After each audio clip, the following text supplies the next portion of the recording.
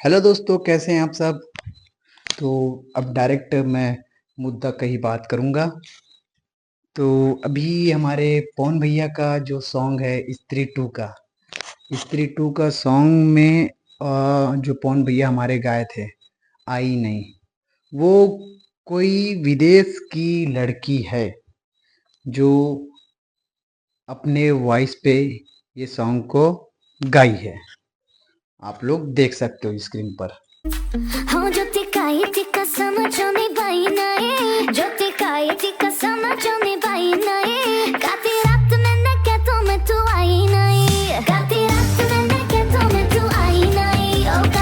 बड़ा दुख की बात है। पवन भैया अगर ये कर रहे हैं तो बहुत गलत है। इस्तेमाल करने वाला काम करेंगे पवन भैया तो बहुत गलत है ये सब।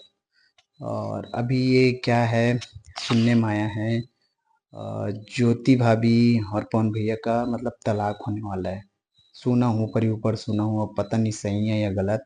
बाकी स्टोरी ज्योति भाभी का देख रहे हैं, उससे समझ आ रहा है कि हाँ, शायद होने वाला है ब्रेकअप। तो पवन भैया, आप भोजपुरी के महान कलाकार है, सुपरस्टार है, मेगा स्टार है, पावर स्टार है। अगर आप ऐसा करोगे तो और भी छोटे छोटे कलाकार हैं, फिर वो भी करने लगेंगे ये सब, तो फिर लोग आपको ही दोषी बोलेंगे। भोजपुरी के मेन कलाकार तो ही ऐसा कर रहे हैं, तो छोटे छोटे कलाकार क्यों नहीं करेंगे। छोटे कलाकार करेंगे तो गलत है, और बड़ा कलाकार करेंगे तो सही है, ये बात हो सकता है। तो पवन भैया तीसरा शादी करने वाले हैं, ये भी सुनाई में आ रहा है। अब सही है या गलत, ये आप लोग कमेंट करके ज़रूर बताइएगा। और पवन भैया, आपसे रिक्वेस्ट है कि ज्योति भाभी को तलाक मत दो। अगर तलाक दे दोगे ना, तो सच में बोल रहा हूँ, पवन भैया के जितने फैंस हैं सबका दिल टूटेगा।